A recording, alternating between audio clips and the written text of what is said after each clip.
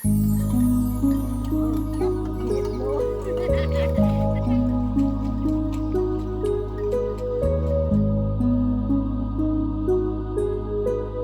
ำยังแม่อันนี้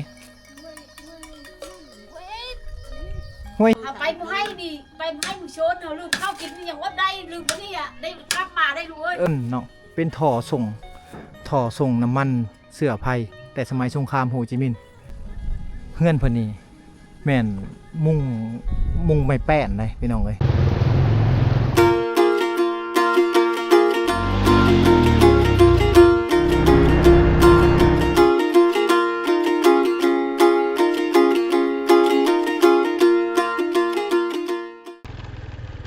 เส้นทางที่บนโนดเข้ามากะสีประมาณนี้พี่น้องกันเนาะ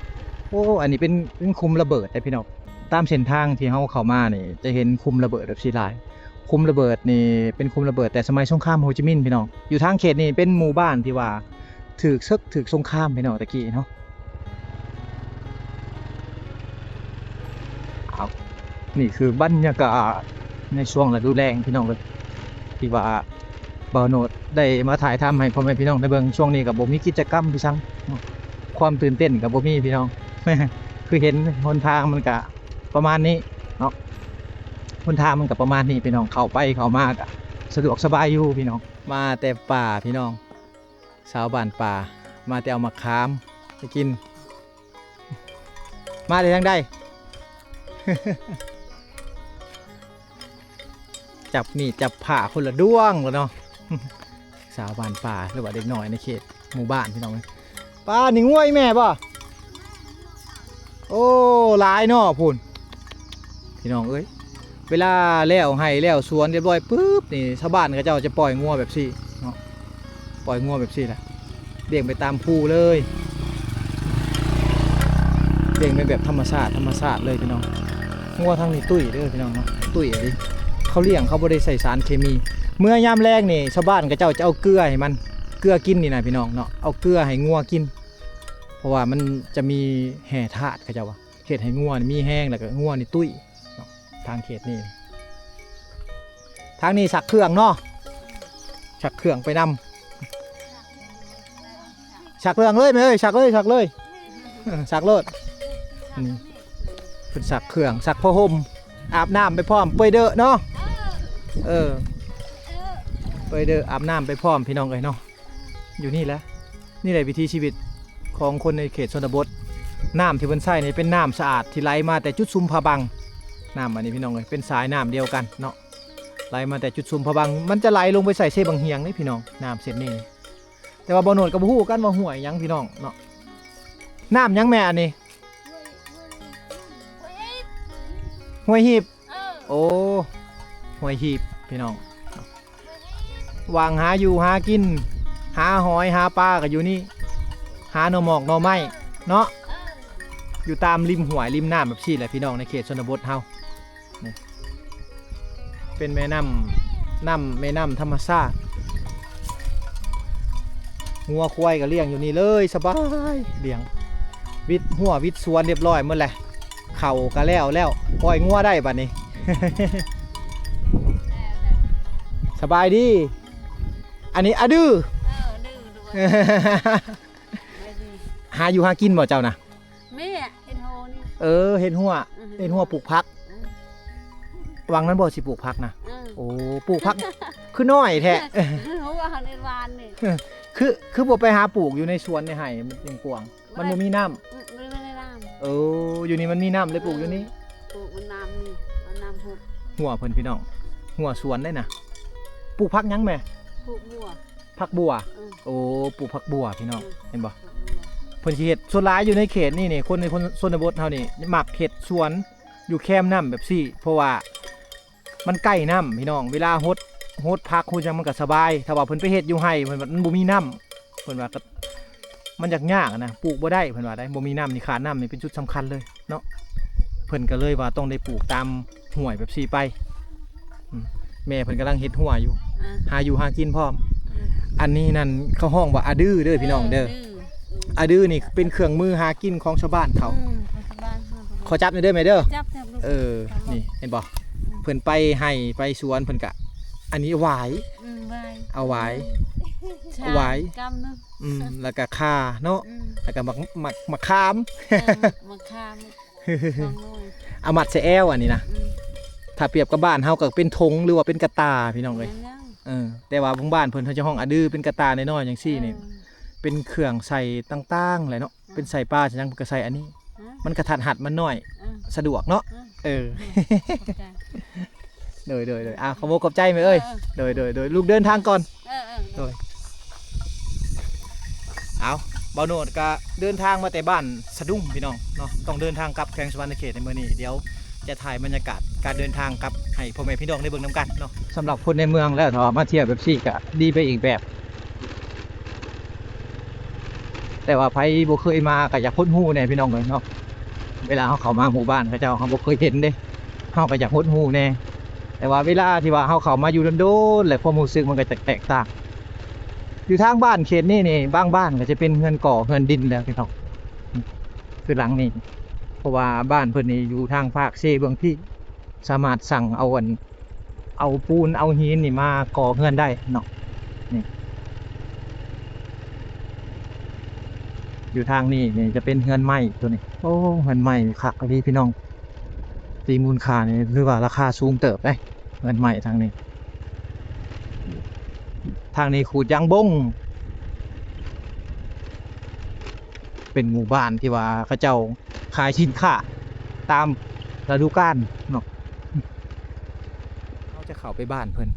มโนดกะมาสะดุดตัวนี้พี่น้องก็คือระเบิดหรือว่าลูกบอมนั่นเองเนาะตัวนี้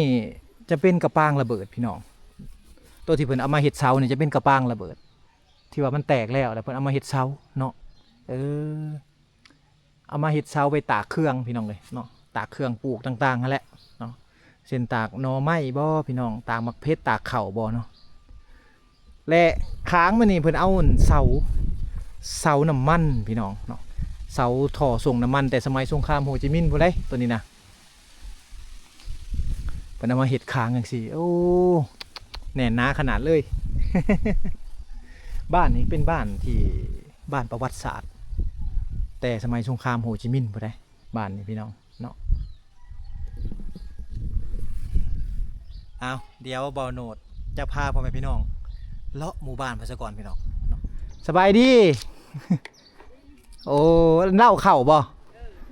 อันนี้เล่าเข่าเพิ่นพี่น้องนี่ปีนี้ได้จักสอบโอ้เหล่าบ้าใหญ่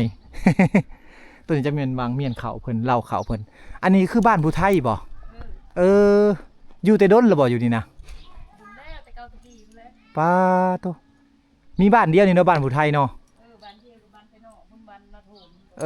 บ้านนาโทนกับบ้านนี้เป็นบ้านผู้ไทยทวิตบโนดก็คิดว่าเป็นบ้านนั่นเป็นบ้านชนเผ่าบรูว่าแม่นเนาะทางนี้ผู้ไทยมาเลยพี่น้องทางเขตยับออกไปทางเซบังเฮียงพุ่นจะเป็นชนเผ่าบรูทางนั้นข้อย่างรอบ้านไหนเด้อโดยย่างเลาะเบิ่งหมู่บ้านเพิ่นพี่น้องบ้านผู้ไทยเด้อบ้านนี่เป็นหมู่บ้านที่ว่าใหญ่พอสมควรแหละ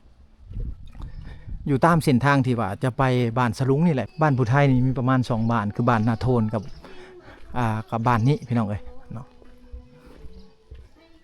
โอ้แตกต่างกันเลยเฮือนทางผู้ไทยกับเฮือนชนเผ่าบรูเฮาบ่คือกันเลยพี่น้องอันนี้คือเฮือนชนเผ่าผู้ไทยเด้อเป็นเฮือนสมัยก่อนแต่กี้พี่น้องเลยเฮือนแต่ละหลังค่าเฮือนนี่ตกอยู่ประมาณ30-40 ปีพี่น้องเมื่อก่อนนี่เฮือนทางเขตนี่จะเป็นเฮือนไม้จนหมดเลยนี่เห็นบ่เฮือนไม้เป็นไม้ที่ว่าเขาบ่ได้ทาสีกันเป็นเฮือนไม้บูฮานเล่าเขาทางเขตนี่ก็ยังเฮ็ดคือกันเนาะพากระแตะพาไม้เหี้ยต่างๆเอามาเฮ็ดเล่าเขาพี่น้องหิ่งมีหิ่งตาเครื่องอยู่ทั้งลุ่มเล่าเขานี่จะเป็นอันนั้นวางฝักไก่หรือว่าคอกไก่น้อยๆที่ว่าเพิ่นซานขึ้นมาเองสบายดีเด้อสบายดี กำลังเห็ดพี่เลอเราเห็ดตอกอีกแล้ว เห็ดตอกมันห่าวทางนี้เห็ดตอกเนาะนั่นแหละเห็ดตอกไปหมัดหัวคือว่าเพิ่นจะเอามาสารมีบันโฮเอามันหัวไม่บงเนาะแม่นแล้ว อยู่ทางเขตอันในเพิ่นเอาอันไว้ดิน ไม่ดินเนาะ ทางนี้เอาไม้บงเนาะ ไม่บอก ต้องได้จักต้องได้ชานเอาพี่น้องเอ้ย ว่าดินมันอยู่ผู้ไกลก็แกง่ายแล้วกับมือนี่ เนาะ ใบบงเนาะ เอาไม้บงเอาสบายกว่า สบาย อันนี้คือบ้านหยังก่อ บ้านวังให้ บ้านวังไห้ แม่นแหละ นี่คือบ้านวังไห้อยู่ในจุดชุมพระบังเนาะอยู่ทางเขตพระบังเนาะ จึกชุมอืม ลานหออยู่ทางไปพระบังจุดชุมลานหอพี่น้อง แม่นแหละ เป็นหมู่บ้านผู้ไทยได้ทางนี้ได้โอ้เข้ามาทางในนี่เฮือนเพิ่นบ่คือกันได้พี่น้องเอ้ยกับทางเฮือนชนเผ่าบรูเฮาบ่คือกันได้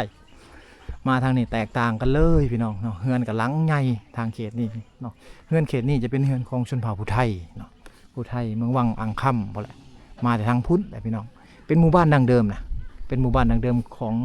คนผู้ไทยเลยเพิ่นว่าเพิ่นอยู่หลายปีแล้วได้พี่น้องเนาะเฮือนซ่านเพิ่นทางนี้นี่แม่นเสาเฮือนนี่เฮ็ดด้วยเหล็กทั้งแบบซี่แหละพี่น้องเหล็กส่งน้ำมันเนาะเป็นท่อส่งน้ำมันเสื้อไผแต่สมัยสงครามโฮจิมินห์โอ้เหล็กหนาๆแบบซี่เลยพี่น้องเนาะเพิ่นเอามาเฮ็ดท่อนี่อันนี้คือเหล้าเพิ่นเหล้าเมียนเขาเพิ่นโอ้บรรจุได้เป็นโตน2โตนพุ่นได้พี่น้องเอ้ยเหล้าเมียนเขาเพิ่นนี่แข็งแกร่งแข็งแห้งเนาะเอาท่อส่งน้ำมันนี่ค้ำไว้เลยแบบซี่เลยนี่ บ่มีลมพี่น้องลมพัดก็บ่มีติ้งแบบซี่ สบายดี สบายดีมาแต่ซิเลอร์ มาแต่ทางโซน สิไปอีกบ่นี่ ไป เฮ็ดสวนยังสวนยาสูบ บ่ชนแคม สวนแคมโอ้จักประมาณเดือนใดเพิ่นขายแคม เดินชาม เดือน3เก็บเกี่ยวแล้วเนาะวุ่นๆเลยเนาะคนทางนี้เนาะ ส่วนหลายเห็ดอันปลูกฟังตามมันประเภทตามมันเนาะตามฤดูกาลเนาะทางนี้โดยขอมกขอบใจขอย่างเลาะหมู่บ้านนี่โอ้เข้าไปในแห่งเป็นเฮือนหลังใหญ่ๆเลยพี่น้องเนาะเป็นเฮือนหลังใหญ่ๆทั้งนั้นเลยได้เข้าไปทางในนี่คือเรือนชนเผ่าผู้ไทยเด้อพี่น้องเป็นเฮือนชนเผ่าผู้ไทยแท้ๆเนาะสังเกตเฮือนเพิ่นแต่ละหลังคาเฮือนนี่จะเป็นเสาน้ำมันพี่น้องเนาะเสาท่อส่งน้ำมันแต่สมัยสงครามโฮจิมินห์อันนี้ก็คือกันเหล้าก็นี่ก็คือกันพี่น้องเลยเนาะมีกระปางระเบิดแน่แล้วก็ท่อส่งน้ำมันแน่พี่น้องเลยเนาะเพิ่นเอามาเฮ็ดเหล้าจังซี่เสานี่แข็งแห้งขนาดเลย อยู่ได้หลายปีเติบนะพี่น้องเนาะอยู่ได้หลายปีเติบอ๋อเข้ามาในนี่จะเป็นเฮือนแบบทรงเก่าตะกี้พี่น้องทรงของคนผู้ไทยเฮาตะกี้เลยได้เนาะเข้ามาพี่นี่ผู้ไทยทางจุดชุมลาดหอพี่น้องสบายดีโอ้ลูกบ่เอาลูกบ่ หลาน เอาหลานเขาเข้าไปในเด้อ เออ ทางนี้เป็นบ้านผู้ไทยเฮาเนาะ เอาหลาน หลาน ทางนี้เฮ็ดห้านขายเครื่องนำขายเครื่องพร้อมแล้วก็เอาลูกเอาหลานพร้อม โอ้นี่เซบังเฮียงเนาะทางหลังนี่ แล้ว เซบังเฮียงก็อยู่ใกล้ๆนี่สั่นพี่น้องเลยไล่ผ่านหมู่บ้านนำนี่เซบังเฮียงนี่ทางหลังนี่แหละพี่น้องเนาะเขาถ่ายทำหมู่บ้านในเด้อเด้อโดยโอ้บ้านนี้อาวุธสงครามเก่าตะกี้หลายเนาะเต็มอยู่ เป็นท่อส่งน้ำมันเป็นกระป้างระเบิดพี่น้องเลยเพิ่นเก็บเอามาเฮ็ดอันเหล้าข้าวแบบนี้นี่เต็มเลยพุ่นทางหลังนี่จะเป็นเซบังเฮียงพี่น้องที่ไหลมาแต่พุ่นเลยไหลมาแต่พาบังพุ่นเนาะพาบังจุดซุมพาบังพุ่นไหลมาฮอดพี่ออกไปเซโปนพี่น้องไปนำเซบังเฮียงนี่อ้าวเฮือนทรงบ่คือกันเนาะเฮือนทางนี้เป็นเฮือนแบบเก่าเลยเฮือนเก่าเนาะอันนี้ แล้ว เงินเก่าเงินแก่พี่น้องแต่สมัยตะกี้แต่ก่อนผู้ใดเนาะเงินนี่ตัวเห็นบ่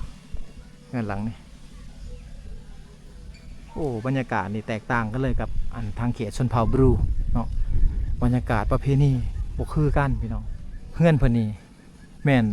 มุงไม้แป้นเลยพี่น้องเลยทางเขตนี่กับมุงไม้แป้นคือกันเนาะแต่ว่ามาเดี๋ยวนี้กับมุงกระเบื้องแล้วมุงกระเบื้องมุงสังกะสีแหละบรรยากาศอยู่ทางเขตนี้แตกต่างกันกับอยู่ทางเขตชนเผ่าบรูชนเผ่าตรีพี่น้องเนาะบ่คือกันเลยเอาเก็บบรรยากาศให้พ่อแม่พี่น้องได้เบิ่งเนาะผ ราะว่าจังน้อยกับบ่หนวดก็ได้เดินทางกลับแหละกระเทือนว่ากายหมู่บ้านเพิ่นก็เลยว่ามาถ่ายทำให้พ่อแม่พี่น้องได้เบิ่งเนาะเป็นหมู่บ้านที่ว่าใหญ่พอสมควรพี่น้องมีแต่เฮือนไม้ทั้งนั้นเลยเนาะอยู่ทางเขตนี้ถ้าเปรียบเทียบกับบ้านเฮาก็เป็นเฮือนดินกับบ่อยากแพงเท่าไม้พี่น้องคู่มือนี่ไม้นี่ราคาสูงหลายเนาะไม้หายากเลยได้คู่มือนี่บ่มีไม้แล้วทางเขตบ้านเฮาซื้อกับไม้แป้นแผ่นนึงก็ตกอยู่ประมาณ200,000 กว่า 300,000 พี่น้องเนาะ400-500 บาทขึ้นไปต่อแผ่นหนึ่งได้คู่มือนี่เนาะเดี๋ยวนี้ไม้ของเพิ่นนี่เป็นไม้ที่ว่าหายากเป็นไม้หายากเพิ่นเอามาเฮ็ดจังซี่ไว้นี่โอ้คักพี่น้องคักอีก10 ปี20 ปีข้างหน้าไปอาจจะบ่มีแบบนี้อีกแล้ว เฮือนผู้ไทยเฮาพี่น้องเอ้ยเนาะเป็นเฮือนดังเดิมอดีอะรออยู่ทางเขตนี้จะบริหารสัญญาณโทรศัพท์จะบริหารสัญญาณอินเทอร์เน็ตนี่เขาเจ้าจะเอาเสาไม้ไผ่นี่ตั้งขึ้นพี่น้องตั้งขึ้นแล้วก็ใส่เราเตอร์ขึ้นไปเนาะเพื่อว่าจะเชื่อมต่อกับอินเทอร์เน็ตแล้วก็ใส่อยู่ในเฮือนในซ่าน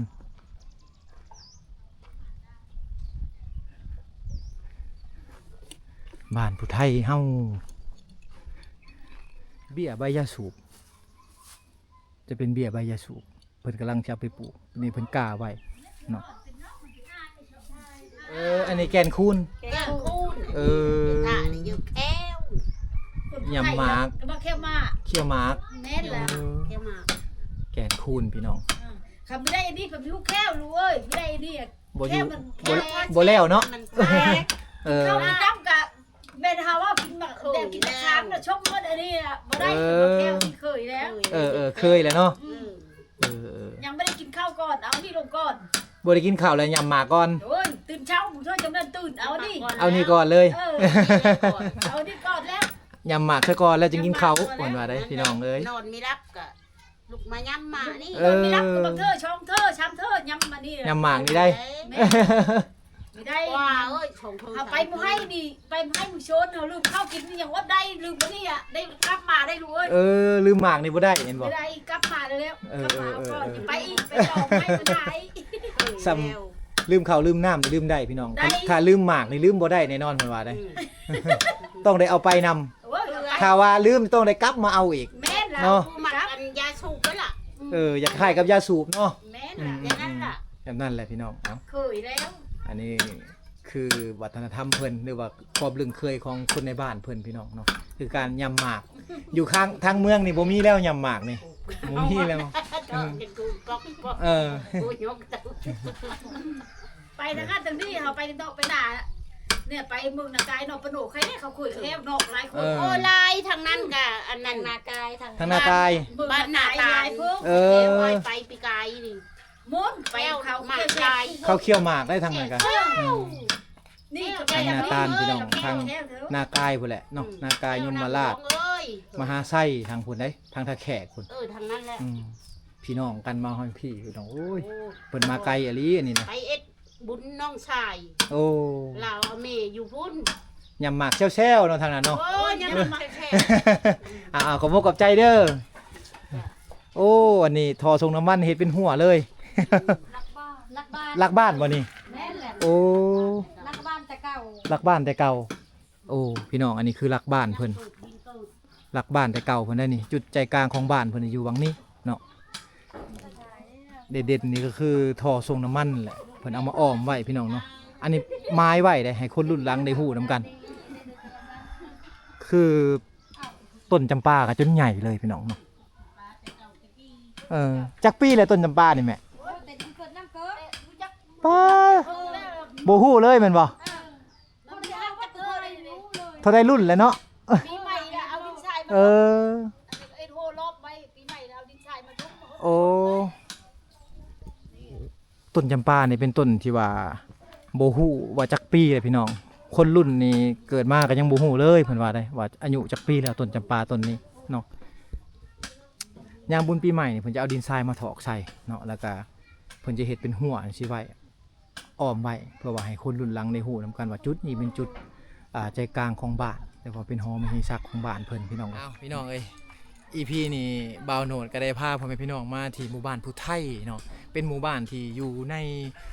จุดซุมลาดหอพี่น้องมันตัวนี้เป็นความบังเอิญเนาะทำอิฐบ่โนดก็คิดว่าหมู่บ้านจะเป็นหมู่บ้านชนเผ่าบรูชนเผ่าตุรีบัดบ่โนดเขามาถามเพิ่นว่าบ้านชนนี่คือผู้ไทยบ่เพิ่นว่าแม่นผู้ไทยโอ้